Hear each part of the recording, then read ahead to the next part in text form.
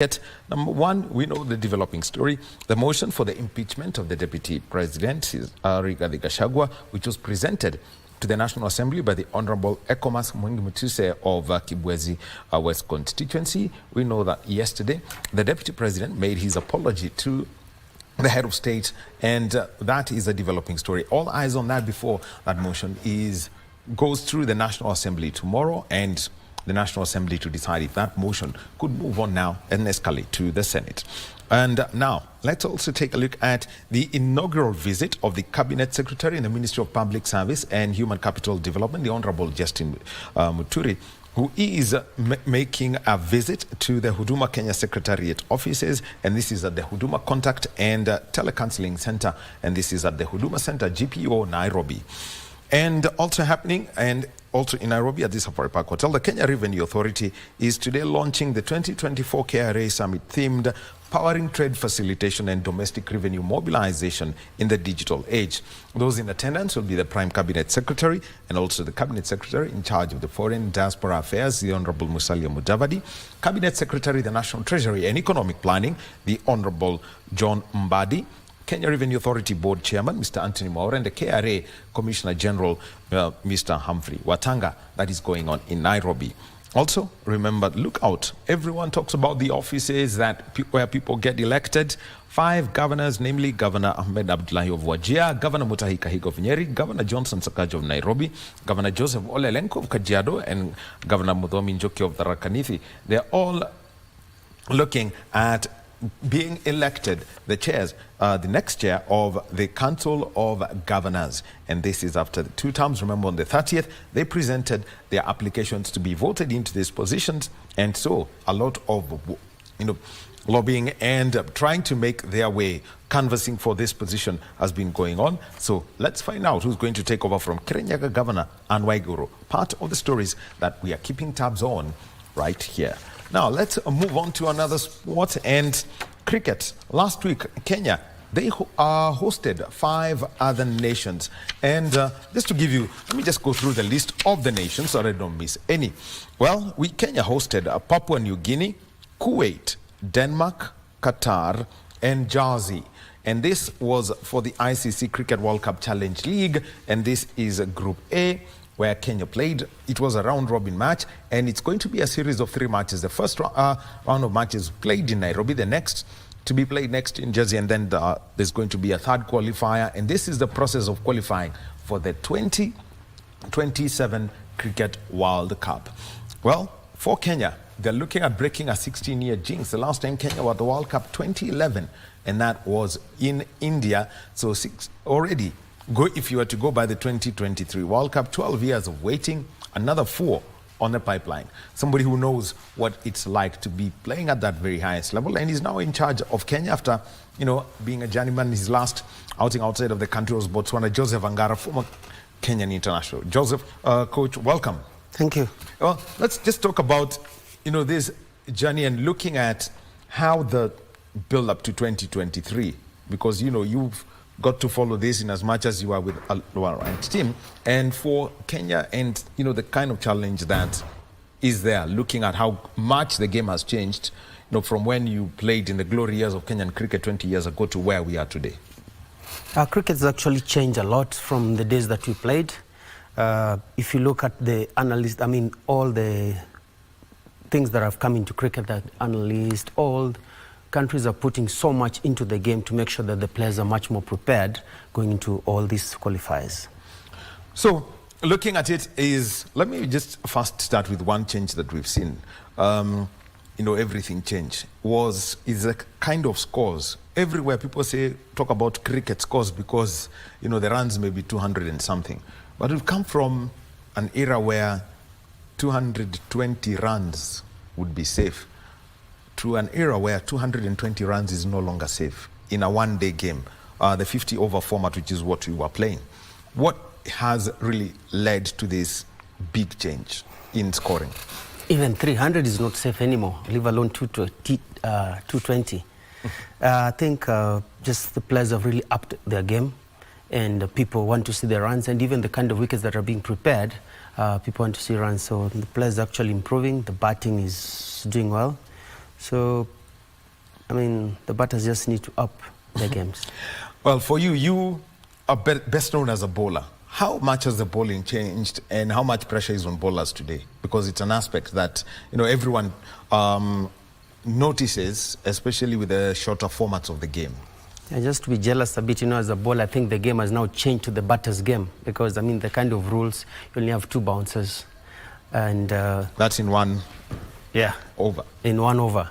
So there's not so much of a bowler. All right, just to make it easy for you, is that when he talk about a bouncer is when the ball comes and above shoulder height. Above the shoulder height. So you can imagine, Joseph Angara was a fast bowler, so he could do a ball coming to you at 130 something kph, bounces, goes over the shoulder, and so you're only allowed 2. 2.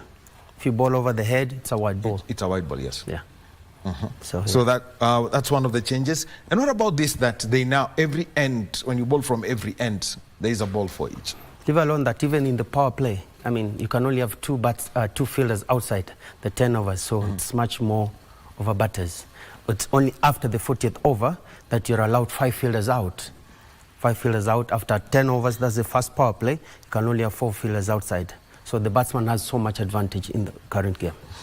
Well, so there you've had it, and that is, you know, some of the key changes that have been there. But let's look at the build-up to this Cricket World Cup Challenge League A. Kenya, not progressing past their division. We'll be talking about 2 years ago, 2022, because that's when the last round of matches were played. Yes. As we went into 2023. What's been the build-up, and, you know, seeing some of the players leave, for example, Collins Obuya retiring after the African Games in Ghana earlier in March this year. But let's talk about how you've been getting the players ready for this kind of competition. Actually, to be honest, this the challenge league we are playing now, the preparation is mostly in the NPCL league that all the players are involving. And we played the T20 early in the quadrangular that we had Rwanda, Zambia, and these other teams. So for now, I mean, the NPC League has been vital in our preparation, but we've not had like any other to play with other countries in the 50 over coming to this Challenge League. Most of it has been the T20. T20. For example, and just before that, you played against Nigeria, were here? Yes. 250 over games. 250 over games. Yeah. And, you know, what were the lessons learned, especially about the mindset? Patience at times is required as much as it is explosive. Definitely. I mean, like I said earlier, the 50 over, the players, all our players have been in the 50 over, playing in the NPCL League. Nigeria was good. Like, that's the only preparation we can say. We played on a different position as a team. But coming in, we've just been playing all just internal games to prepare. The NPCL League, quite a story that, you know, that is coming through, and you know, getting the players active. How do you keep going around, you know, giving the feedback to the coaches of the various sides? We talk of Straight Lions, Canbis, Swami. How do you keep them, you know, informed of the players that you'd like to select for the national team? I mean, that's part of the selection committee that do that job. For us, we train from Tuesday to Friday, and we have matches, so we kind of give feedback to the players. And we always tell them, I mean, we go to take the NPCL League seriously, because with the kind of funding that Cricket Kenya has, and I think that's part of it, that we didn't have preparation with opposition because of the control funding from ICC. Well, and actually when he talks about control funding, is that the lower ranks you are when it comes to the International Cricket Council, the less funding you get. When you are full associate, will be in the region of what, $1 million. If you go down away from what, World Cup participation? Yes, ODA status, so now $250,000, that's $750,000 gone. Yeah. But overall, now let's just take a look at this event match by match. Especially for Team Kenya, your first encounter playing against Jersey, and what was your assessment of the boys from this one game, you know, that everyone spoke about before I actually come to the story of Rakeb Patel, who had one of the best, I think, best performances by a Kenyan player in almost 10 years. Yeah, Rakeb has actually carried the Kenya team for a very long time. He's one of our senior players, and he's not just done it He's done it by the bat, not with an example. So he's a great player that we really need still to look up into. And this is where I'd like to come in. For his bowling numbers. I was just trying to get off the top of my head somebody who's taken 6 wickets for Kenya, and turns out it probably was him 10 years ago. But from the kind of pressure he gave the Jersey side, what is it that you picked up from him, from his style and that moment, and eventually coming back and scoring 84 runs? A huge performance from him in that contest. That's where the experience comes in. I mean, he's played those guys, he knows their strength, so he actually wherever into that. He played into that and he got the wickets.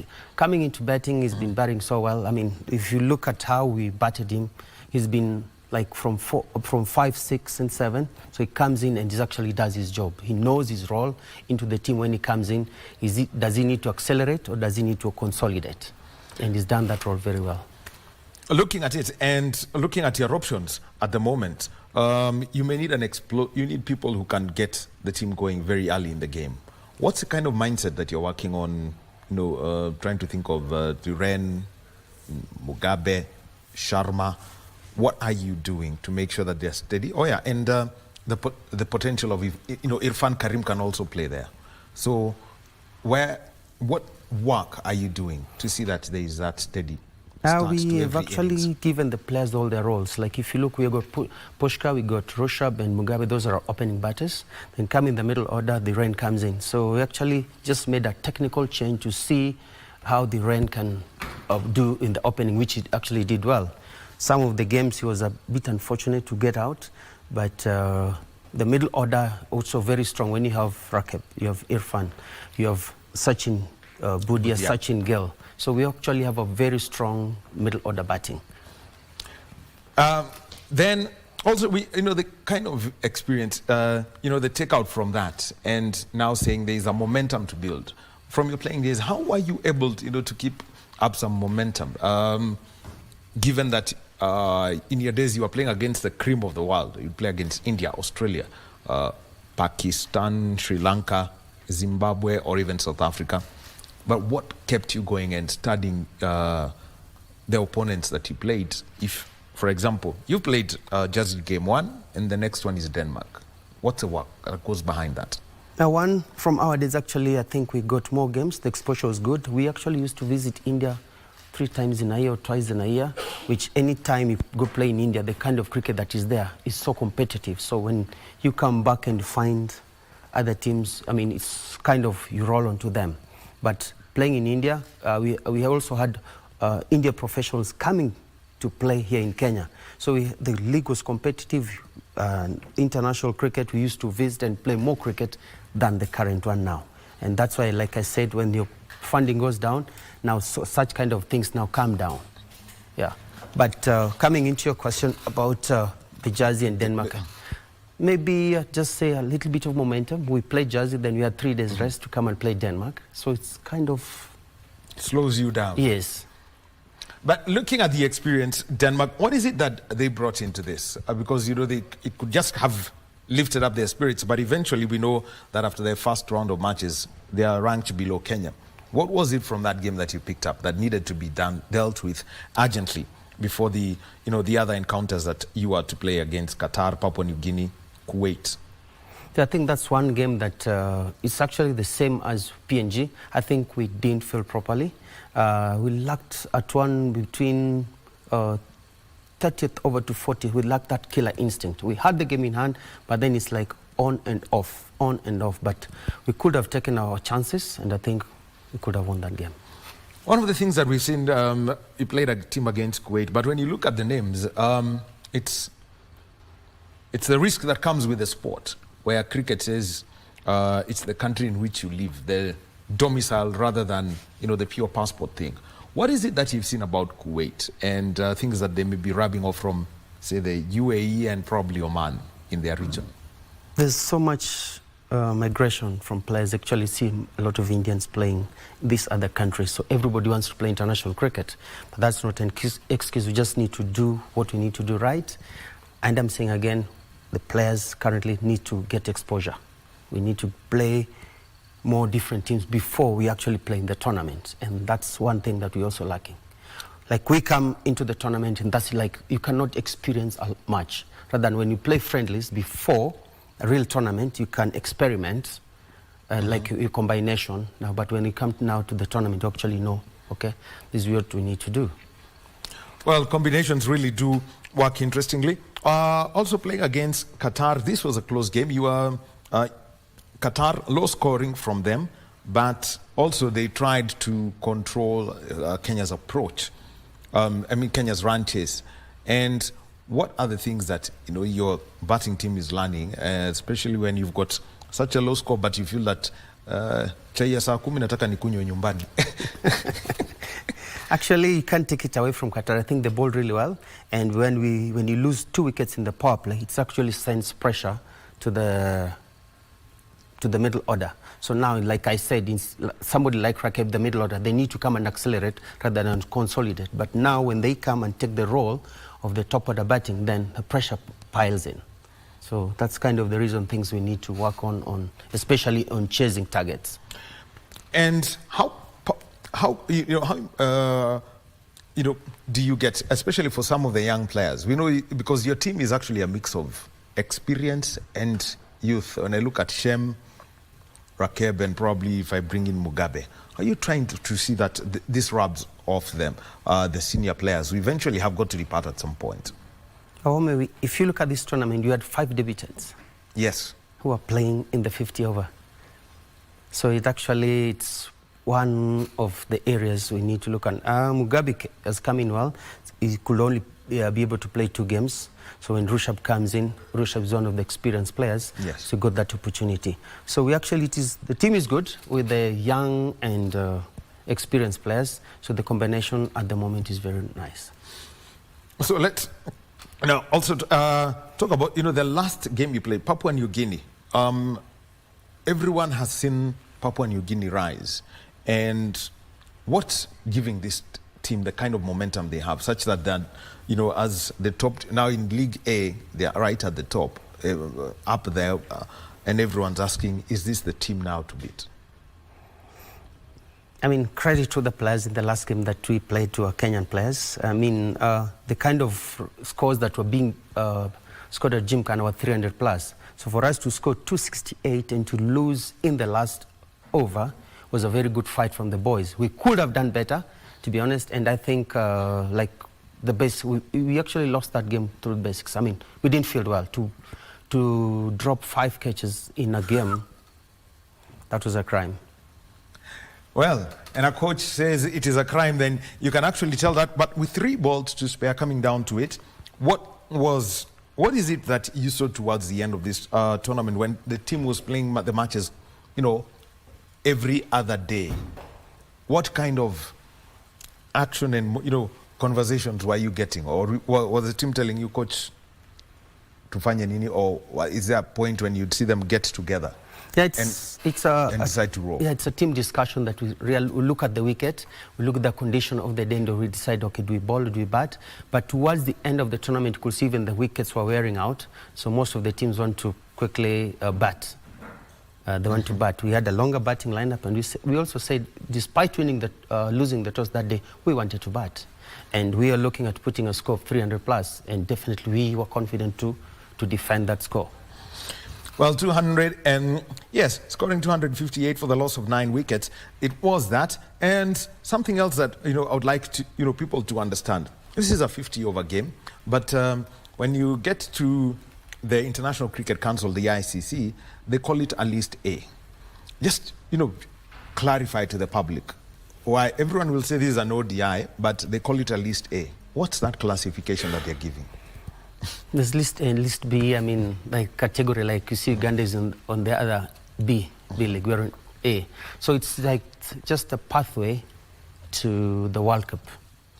So we are listed in that. I think that's the best way I can explain it. Well, just one level before what would be called full ODI status. ODI status. Yes. So looking at it and from the lessons learned from all of this, because this is how the table standings are after the first round of matches. Jersey top 8 points, and they won 4, lost 1. Papua New Guinea are second, also 8 points, but the run rate is different. And then Kuwait are third, and Kenya are fourth. The next round of matches, Jersey 2025. 3 years ago, I think it's a tournament that I think Kenya won all their matches in Jersey. Quite a story, a remarkable story, but I know it got lost because it was around election time and there was Commonwealth. But from now, for some of these players, what's the most that you'd like to see? You'd like to see the players do, even as a unit, to make sure that they gain ground and can start collecting the points in the next 2 rounds of matches? I think number one, we need to be more consistent in our execution. That's the key, and exposure to play, go out and play different opposition before. So we just need to carry on, and also fitness levels need to rise up, especially in the 50 over. Let's talk about fitness levels. You had Mike Kosgei as your coach? As your coach then, when he was a player. And Mike Kosgei, by the way, he is an elite athletics coach, seconded to the Kenya team 27 years ago into the late 90s, early 2000s, where he was their fitness coach. What were the lessons speak from Coach Kosgei then that you would like to see transferred to the younger players such that they can spend an entire day on their feet at these grounds? Fitness is key to cricket. I mean, if you're running into a ball, if you're taking runs in the wicket, so it actually keeps you mentally fit. It helps you in your game. To be able to spend 20 overs in the crease, you need to be fit. To be able to bowl 10 overs in a game, you need to be fit. To bowl 10 overs and you're also spending the 3 hours in the field, fitness levels must be up. Just give us your story with Coach Mike, because it is said that one of the things, one of the biggest stickouts all of you have taken is, the fitness levels you attained. You never thought that you would reach them. I mean, would be achieved at that point. What is your daily, regime with the national team that, you take through them before you even now start using the bat, the ball and all that? Our warm-up was 10 laps. Until one time we asked, are we going for Olympics to run? And he told 10 laps at Gymkhana? At Gymkhana. That's a warm-up. That's about 4 kilometers. Yes, that's a warm-up. And he said one time, he made a joke, guys, run. If you die, I'll bury you. So, I mean, he just brought in that energy for everyone just to believe in yourself. Run, guys. There's no shortcut to this game. If you're fit enough, you guys are going to win. And actually, he took that, whatever he was saying, when you're fit enough, you can do anything. So we believed in it, and we just carry on. Every day you come in, the first thing you do, it's like even our warm-ups were just competitive. Wow. Yeah. How competitive would you describe? I mean, just describe how competitive they were, because this now gets interesting here. I mean, okay, I'll just give an example. Like we had like these 7 bowlers. You have Martin Soji, you have Thomas, you have Tony, you have myself, you have Lamek, you have Peter. It's like, who's the fittest? The fittest guy is the one who plays the next game. So that kind of mentality, you come in with it, okay, I need to be fit. So it was something that you're growing in every day. We used to come, I mean, you bowl 4 or 5 overs on the trot to batters, and it was nothing. So we had that energy in us. Now, what about for the batsmen? Because these are the people who, you talked about staying for 20 overs. And if I'm looking at 20 overs times 5, that's 100. I mean, probably an hour and a half, or even, for longer. How do you keep them fit such that they are able to run with their protective gear and also their bat? Yeah, like when we're doing our training sessions, we have like, some training that, okay, after every 3 balls, you go to run 3. So that speed and endurance comes in. So that is when you're fully kitted? Yeah, when you're fully kitted. So how many kilos? I can't guess. That is almost 2 kgs. 2 kgs. The pads, you got the helmet, you got the gloves. So that's a minimum of 5-6 kilos extra weight on top of your body weight, and you've got to run with that. Yes, but the players also, we got gym sessions that we go to, so just builds onto that also. Now let's talk about the 5 debutants, that have come in. All of them have got to play eventually. Their story is one that they will always tell. Anytime you get that cup, and the NPCA League. What is it that you're seeing from them, improvement by improvement, such that the selectors are now able to call them up on their availability? I think the only debutant, actually, the only debutant who didn't play was Francis Mutua, so he didn't get his chance.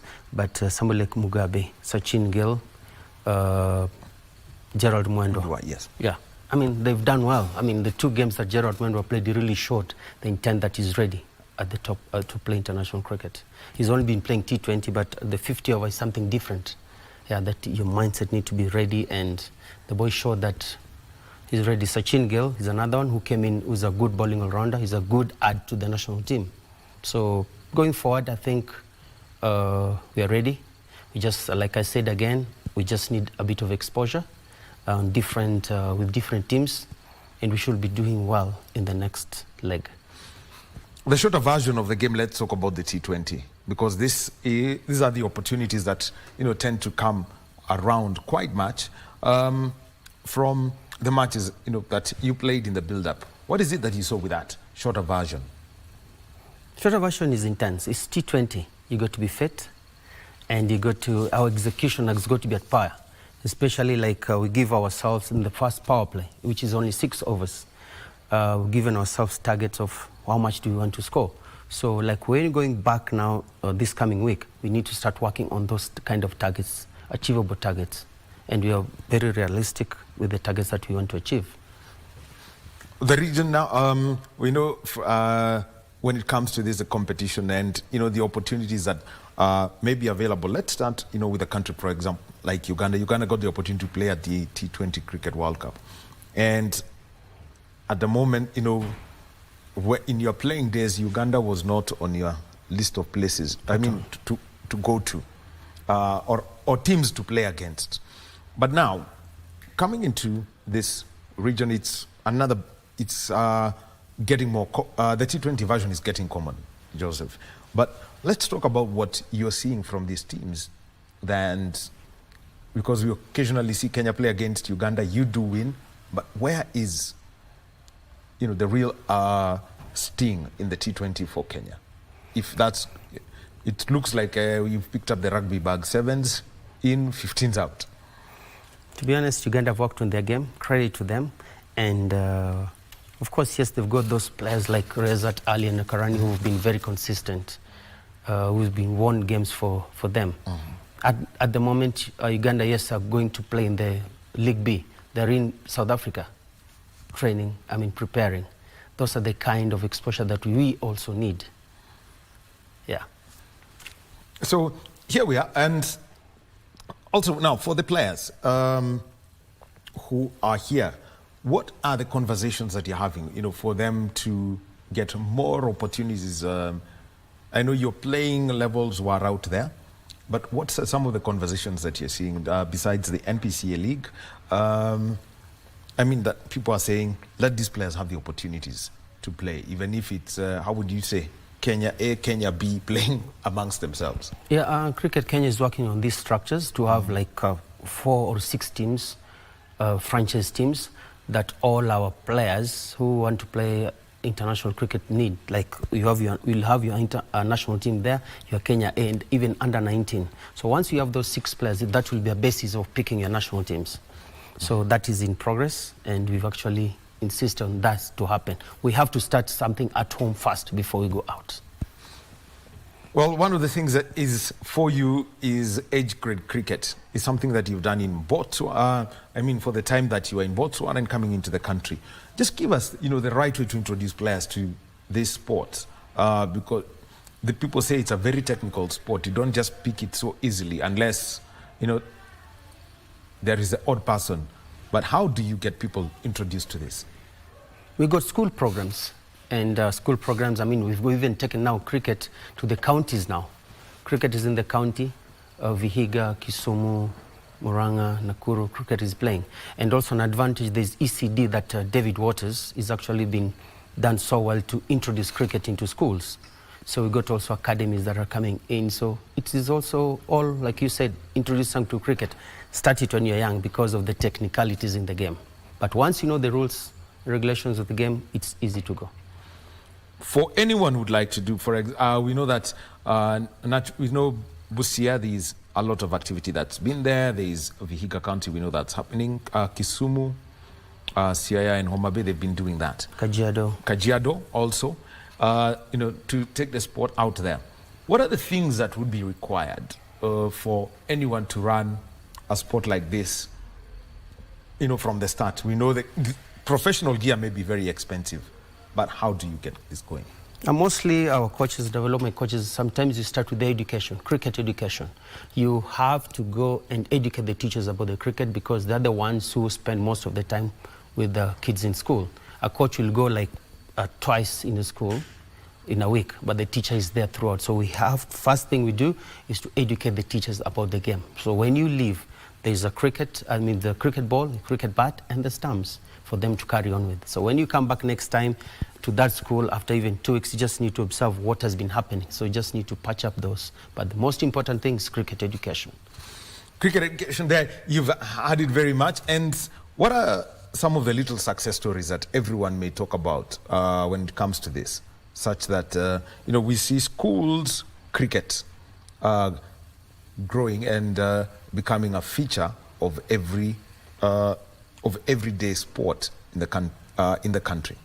A lot of boys have come through that. I started coaching Francis Mutua at Madari 4A behind there. Gerald Mwendo started at Kawangware. He's playing international cricket now. That is part of the development program that Cricket Kenya has done throughout. Yeah. Now, let's also, the conversations that you have with teachers, such that they're able to understand all of these things, such that if you are there on a Tuesday and Thursday, you know that you can you're doing a lot of background monitoring. How are you able to see the progression of the youngsters as this happens? Yeah, mostly it's the basics. Like when you start with the cricket education, there's intro course.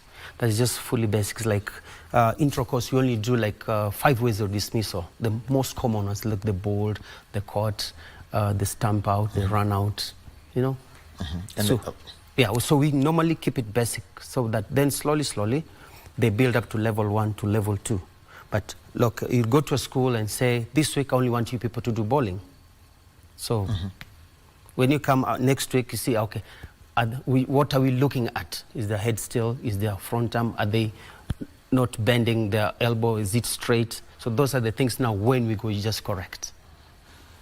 Very easy because everyone says, hii kurusha tunajua kurusha si tunarushanga. Sio kama mawe. Actually, because you've mentioned something very interesting, because for any teacher who's there, I know there are some who are taking a little bit of a break because we're headed into the examination time in the country. You mentioned 2 things that everyone's talking about. Are you bending your arm? Is your arm straight? And also, is your head still? Just from where you are, just in slow motion, you can demonstrate so that people fully understand what this is all about, so that they don't say, hii ni kurusha tu. Ndio hii. Kurusha tu. Just do that, just that demonstration. Like you go to a school and you just tell the kids, put your hands like this. That's one. Because you see my palm is facing up. Yes. Those are the things you look at. When you do like this and you want to come and bowl, when you come here, what do? You're bending your elbow. But from this, like just a pendulum, just need to bowl. So try and brush your ears, just bowl straight. So see the front arm and the bowling arm. Yeah, you just start there, then straight on, just a coordination. So this means I will bend. No, when you do like this, when you come here, what happens? You'll have to change it. You'll have to change it. Don't need to change it. Just hold the ball like we normally start with the grip. Yeah, run up. The gather, it's there, then the bowling action and follow through.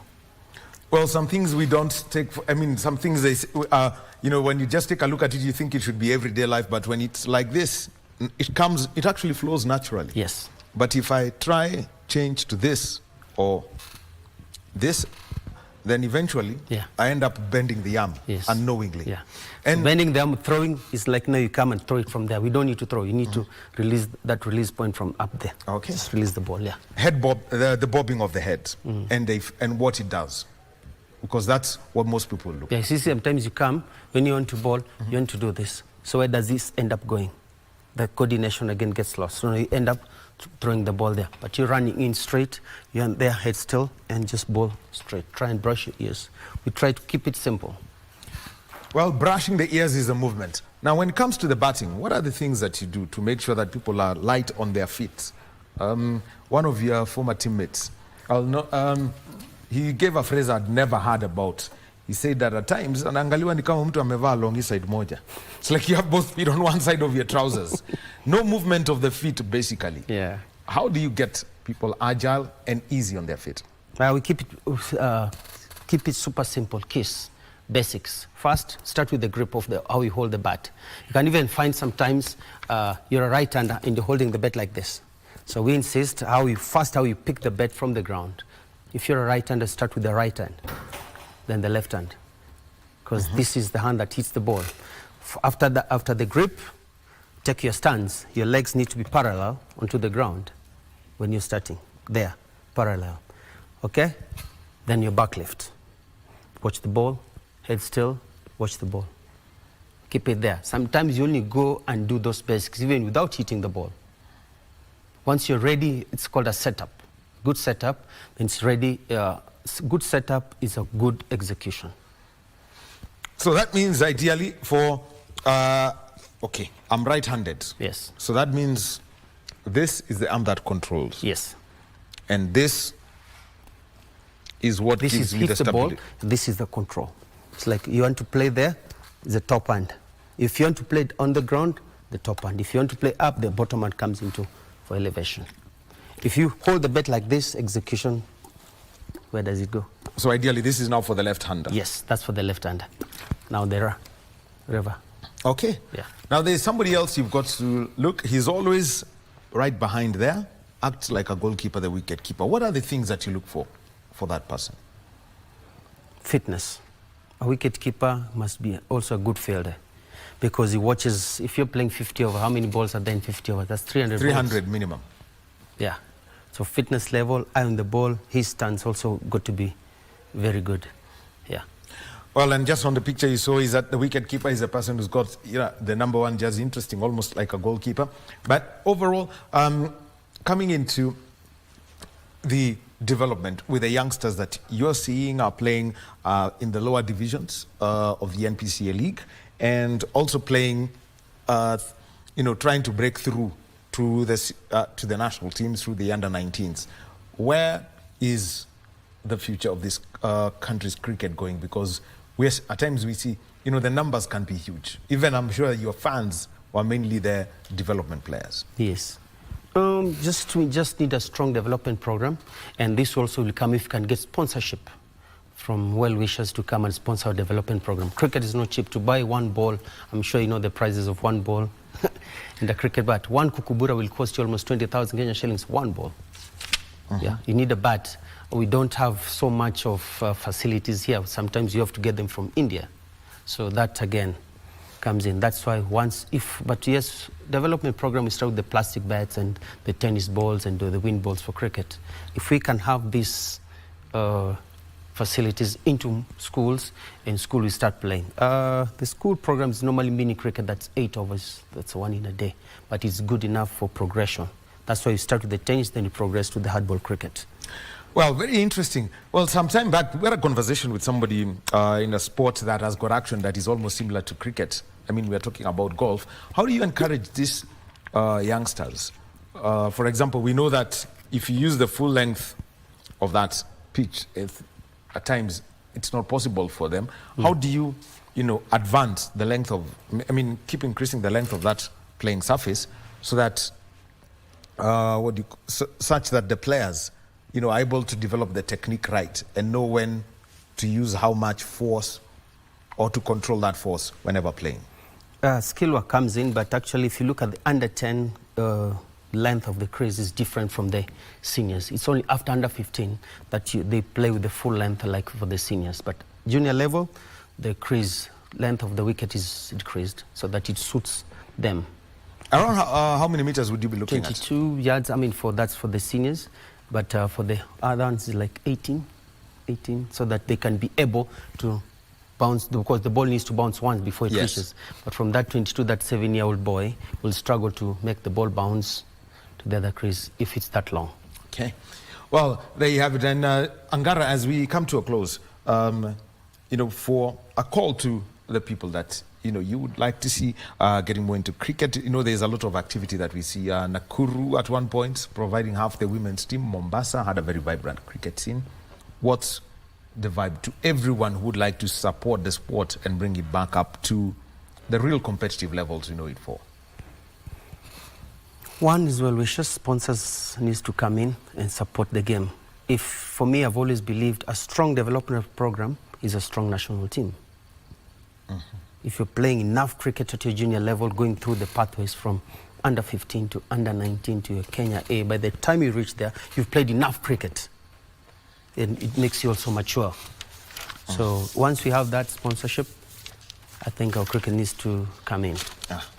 Very well, you've had it from Joseph Angara, and he's with the national team. They were playing in the ICC World Cricket Challenge League A, and 2025 is when you're going to play another 5 rounds of matches against the same opponents. They face Papua New Guinea, Kuwait, Denmark, Qatar, and Jersey. The next stop is Jersey. Yes. Well, let's hope that it turns out to be as good as it was 2 years ago. I mean, it was where Kenya won 5 out of 5 and rack up the points and see if they can now get to knocking on the doors for the Cricket World Cup. Thank you very much, Coach. Time for us to take a break. Coming up next, Kurunzi Mashinani, followed by Tamrini. Your host is Nancy Okware. Our sign language interpreter has been Brian Muraro. Have a good day.